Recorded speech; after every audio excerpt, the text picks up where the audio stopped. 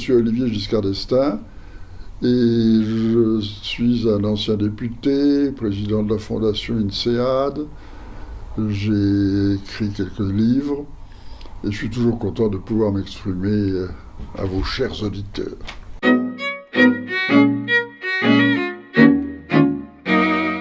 Je suis licencié en droit, lauréat de droit en droit romain.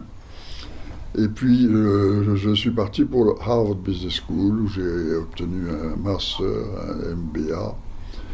Et c'est ce qui m'a beaucoup marqué, parce que ça a été la découverte de l'Amérique d'après-guerre, qui à l'époque était vraiment un modèle de société économique, sociale et scientifique. J'ai commencé comme chauffeur de camion, ouvrier d'usine. J'ai voulu commencer à la base, pour savoir ce qu'était le travail. Et pouvoir travailler avec ceux qui feraient ces travaux-là quand je serais amené à les mener. Alors j'ai commencé donc chauffeur de camion au Canada, à Toronto, et ouvrier à l'usine de Pompey en Meurthe-et-Moselle. Et puis alors ensuite j'ai commencé ma carrière dans la sidérurgie après, et avec l'INSEAD et la politique. Nous avons commencé à Fontainebleau. J'ai choisi l'implantation de Fontainebleau. J'avais d'ailleurs la chance d'avoir mon bureau dans le palais de Fontainebleau, ce qui était une exception que Malraux avait acceptée à l'époque. Nous avons débuté uniquement à Fontainebleau. Et petit à petit, on a créé le CEDEP, Centre européen d'éducation permanente, et on s'est implanté à Abu Dhabi et à Singapour.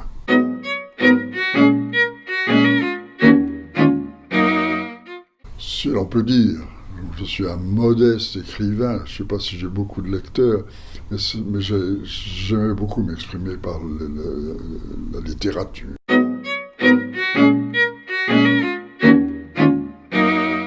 Il est le fils d'un père de l'Europe en réalité, car on a hérité de cette vision de l'Europe d'après-guerre. Mon père, qui a été blessé à la guerre, a voulu le rapprochement allemand. D'ailleurs, mon frère est né à Coblence, mon père était en occupation d'après-guerre, c'est comme ça qu'il est né là-bas. De sorte que moi j'ai milité très vite dans le mouvement européen, dans la Ligue européenne de coopération économique. Et je me rappelle, j'avais été envoyé en mission par l'association qui s'appelle Fédération, qui m'avait envoyé en Allemagne pour rencontrer des jeunes Allemands et voir l'état de leur mentalité, de leurs avenirs. J'ai été effaré quand j'ai vu l'état de Munich, de Hambourg, de Cologne, des destructions de ces villes. Je disais, jamais ils ne pourront reconstruire sur ces ruines des villes modernes. Alors, donc, si vous voulez, ça a été ça, la naissance de l'Europe. Ça a été un rapprochement avec l'Allemagne et une volonté de faire autre chose. On a été des constructifs. Alors mon frère y est venu, bien sûr, très vite. Dans sa politique, il a joué un rôle moteur. Mais il avait une expérience aussi un peu parallèle à la mienne, sauf que lui a été militaire. Il a tiré sur les Allemands, et ça l'a beaucoup impressionné de tirer sur des gens, de donner la mort à des gens. De sorte que il a été assez marqué par ça, et ça lui a donné aussi le désir d'être européen et d'y coopérer. Et ensuite, il a un remarquable parcours européen.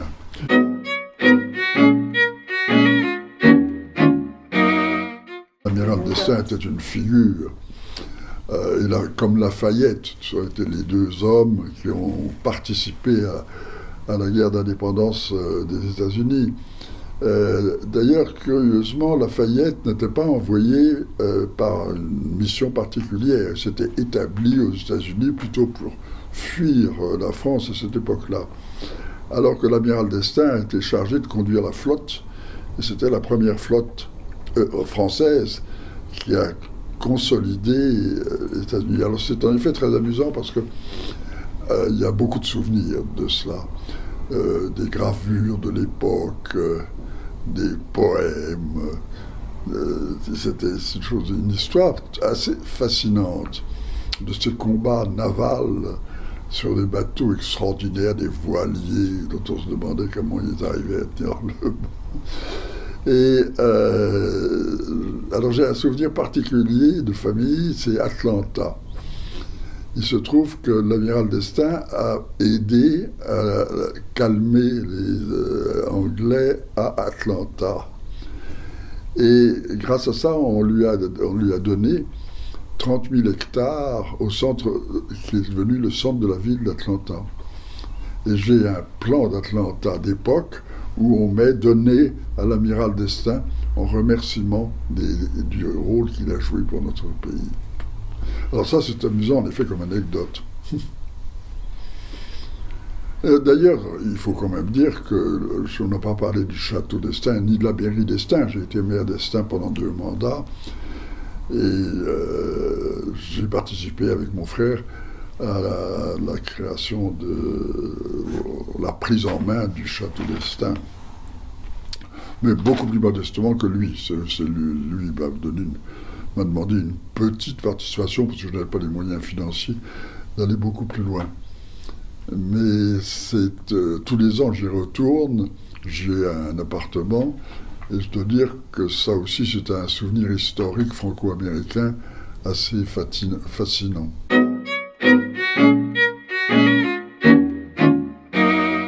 Mon père a été un blessé de guerre dans la guerre de 14 à 18, dans la bataille de la Somme.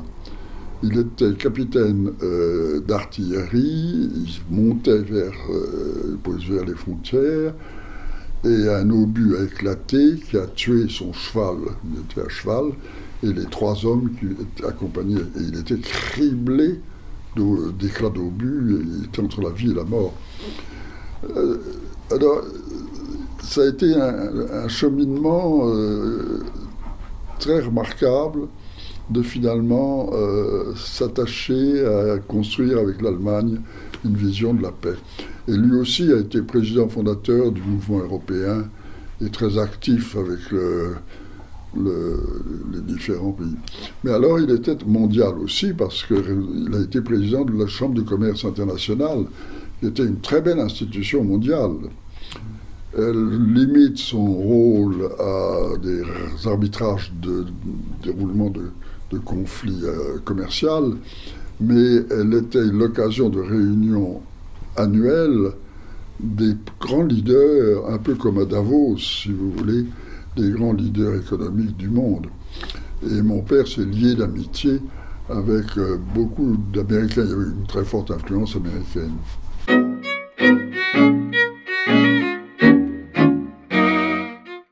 Je suis européen, mais je suis citoyen du monde. Parce que j'ai fait une trajectoire qui m'a amené à cela.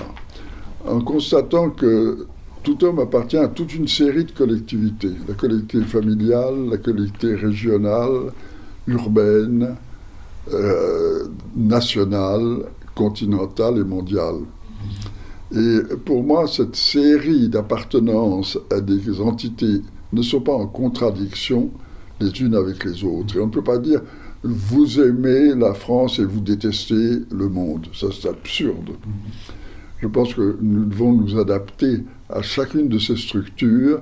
Et pour moi, le vrai couronnement, c'est le couronnement mondial, de la paix, de l'ONU et d'un gouvernement mondial que je prône depuis 20 ans, sans voir le moindre progrès vers un Parlement mondial ou vers un processus de décision politique, qu'il ce soit dans le domaine de la santé, de direction. J'aime beaucoup l'UNESCO, sûrement qui a une tâche, mais qui mériterait avoir 10 fois le budget qu'elle a pour répondre à la fois aux magnifiques richesses culturelles du monde et aux actions de formation qu'elle entreprend.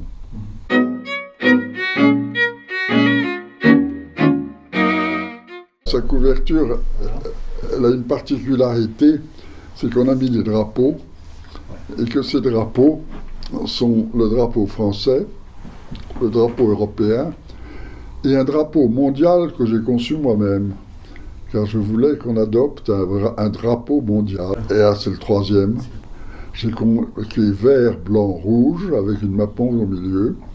Le vert pour l'écologie, le blanc pour le ciel et le bleu pour la mer. Il a une valeur symbolique. Je voulais également qu'on ait un hymne qu'on entende à l'occasion des cérémonies internationales, comme on a fait pour l'Europe, avec le magnifique concert de Beethoven. Et je voulais qu'on fasse un hymne qui serait repris par les chœurs des enfants, des jeunes, comme on l'a fait pour l'Europe, et comme on le fait pour notre pays avec la Marseillaise. Et ça fait partie des échelons successifs que je vois dans l'évolution de notre vie sociale.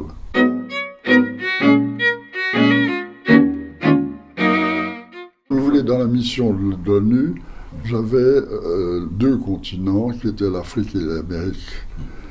Et en réalité, j'avais un collègue qui, lui, visitait l'Asie et l'Europe.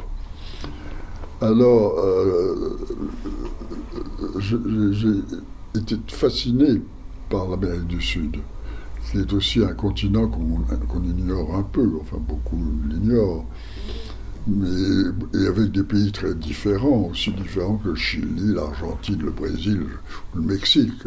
Chacun a sa musique, ses langues, bien que ce soit l'italien, soit le portugais.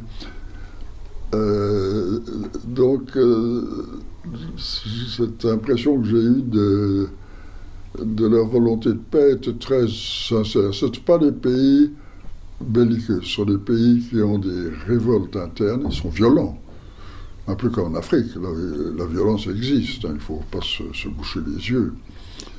Ils ont eu aussi leur chef d'État en Argentine qui a été assassiné. Donc, et en ce moment, on voit ce qui se passe au Venezuela. Donc, ce n'est pas des pays paisibles, mais ce ne sont pas des pays belliqueux.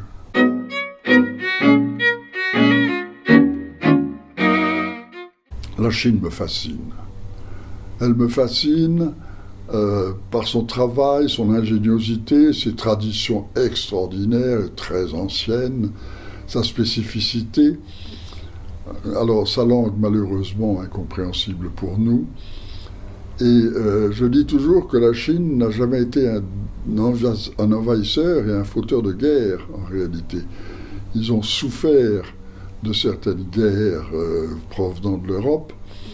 Ils sont un peu intervenus dans la libération du Vietnam, mais très modérément. Ils n'ont jamais conquis de territoire étranger, n'est-ce pas ? Et ils ont un rôle considérable à jouer dans le monde. Considérable. Moi, je le vois sur le plan musical. Je crois qu'il y a 2 millions d'élèves qui sont dans des écoles de musique. Alors, c'est fantastique. D'ailleurs, la musique chinoise est très étonnante. Ils ont des instruments de musique très différents des nôtres, des instruments à cordes. Et elle est très prenante. C'est une belle musique avec des costumes de danseurs. J'ai beaucoup d'admiration pour la Chine. Beaucoup d'admiration. Ils avaient un affreux régime, incontestable, mais ils ont eu Mao Tse-tung qui a changé l'ambiance. Et j'étais très content qu'on a vu entrer la Chine à l'Organisation mondiale du commerce, où j'ai été rapporteur au Conseil économique et social sur ce projet de loi. Et dans les autres organismes mondiaux, enfin, elle a joué un rôle. Et elle n'a jamais bloqué les progrès.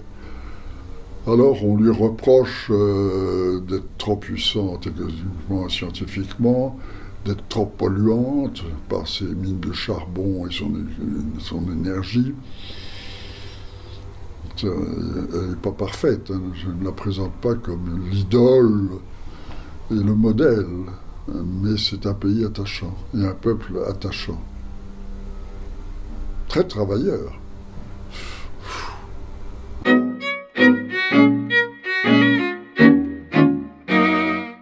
Alors, Senghor, si vous voulez, a été très proche de la France. C'était un homme très érudit, très intelligent. Et il avait une vision de son pays, vouloir le moderniser. Ce qu'il y a de fascinant dans les États africains, c'est qu'en réalité, ils ont été créés artificiellement par les colonies. Et on a créé artificiellement des frontières. Alors, chaque État africain, finalement, s'est développé à l'intérieur de ses frontières, mais a conservé ses traditions scientifiques, ses traditions d'art, ses traditions de culture, de manière de se conduire. Toujours, vous savez, ce qui m'a frappé, c'est vrai de tous les chefs d'État que j'ai rencontrés. Ils sont extrêmement cordiaux, très ouverts, très intelligents et très conscients de leurs responsabilités. Ils parlent de leur pays toujours avec amour et modestie. Ils se rendent compte de toutes les difficultés qu'ils ont comme chefs d'État. Donc c'était vrai aussi de Senghor. Alors, c'est tous des meilleurs. Souvent, je renonce à comparer l'un par rapport à l'autre. Ils étaient tous des personnalités magistrales. Prenez le président Tolbert, personne ne le connaît, n'est-ce pas, le Libéria. Et il était extraordinaire. Il m'a reçu avec une vision. Sékou Touré, lui aussi, c'était un personnage qui était passionné par l'éducation, mais on côtoyait la prison, qu'elle mettait des gens qui ne lui plaisaient pas. De sorte que c'est toujours très nuancé, on ne peut pas dire qu'un est meilleur que l'autre. Il y en a un qui répond à son pays à sa façon. Mais on ne peut pas non plus dire qu'un pays est meilleur qu'un autre. Ça, je ne dirais pas ça.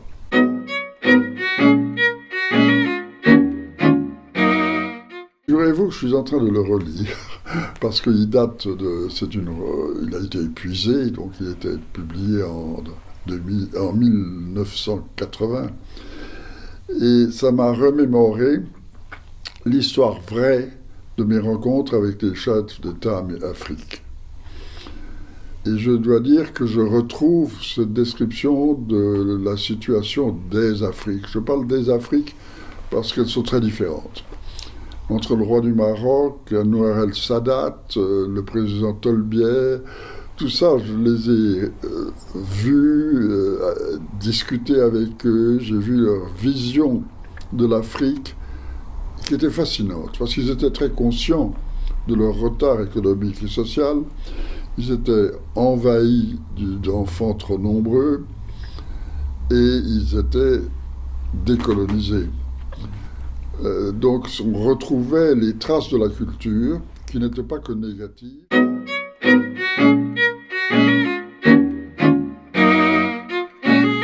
Bonne question. C'est comme ça que je commence un de mes ouvrages, à dire est-ce qu'ils ont une influence et quelle est-elle. C'est difficile à dire. Nous avons des ministres de la culture qui font un très bon travail. Nous avons le culte de la langue avec l'Académie française. Donc on a une tradition culturelle qui est intransmissible telle qu'elle. C'est-à-dire que je crois beaucoup à l'éducation. Alors c'est par l'éducation qu'on doit la transférer.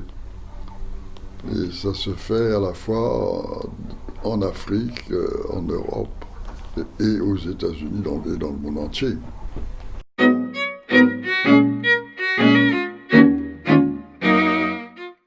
Eh bien, ils prônent toujours la paix.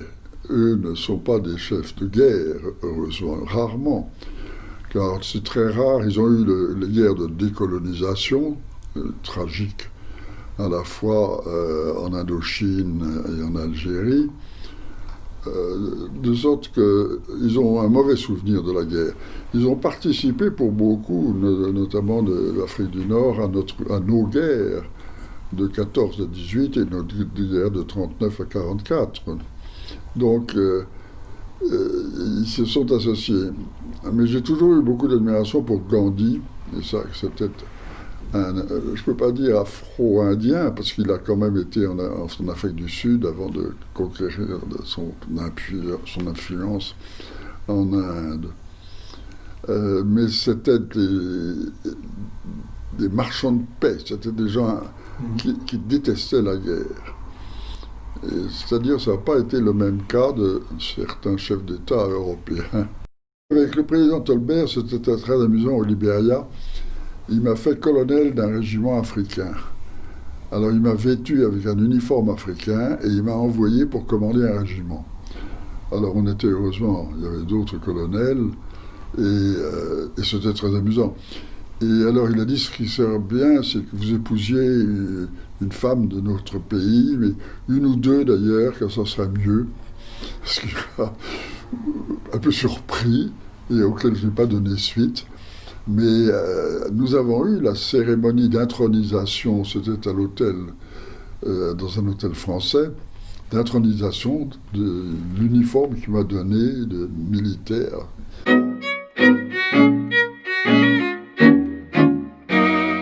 Quand il y a eu la malheureuse affaire des diamants, j'ai téléphoné à mon frère en disant « Dis tout de suite ce que c'est. C'est peu de choses, c'est une tradition de pays, tu le donneras pour les œuvres. » Il m'a dit « Non, non, non, De Gaulle m'a dit on ne répond pas à des insultes de la presse. » J'ai dit « Tu as tort. » Et ça lui a coûté très cher. Et alors moi, qui étais cité, parce qu'on disait, et il y a eu des petites donations d'or également à son cousin et à son frère. J'ai fait une lettre au Monde où je lui ai dit je n'ai rencontré ni le président Bokassa, ni son ambassadeur, je ne suis jamais allé dans son pays et je n'ai jamais vu de l'or provenant de ce pays. Et ils l'ont publié comme ça et ils ont dit don't act.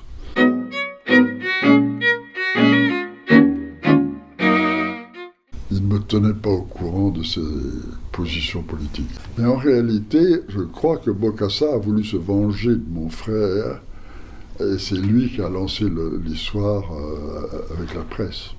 On le dit beaucoup.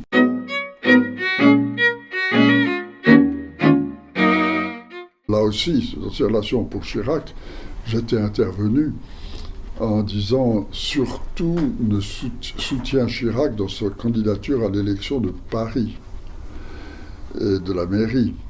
Parce que mon frère avait fait l'élection universelle, vous savez, du maire de Paris. Et il y avait Dornano qui se présentait le maire de Deauville. Et j'ai dit retire Dornano, tu te feras un ami comme ça avec Chirac, laisse-lui Paris, il ne te gênera pas.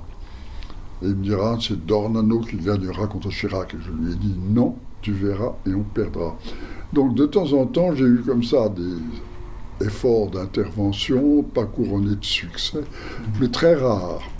Très rares. Je n'intervenais pas du tout dans le rôle politique de mon frère.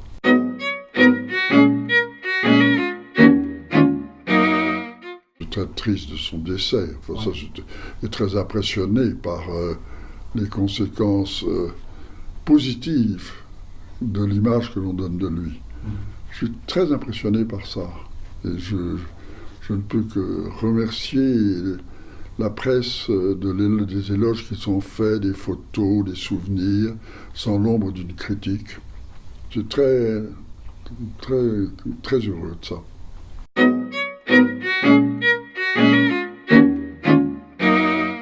Moi, je suis content en tout cas que vous me donniez l'occasion de m'exprimer et j'espère qu'il y aura des réactions. Peut-être des contradictions ou des objections ou des approbations. Donc, vous contribuez à un dialogue qui n'a pas toujours été possible. Car il faut dire que mon frère a une telle notoriété qu'on ne s'intéressait pas beaucoup à ce que je pouvais dire. Mais là, vous me donnez une occasion de le faire, je vous en remercie.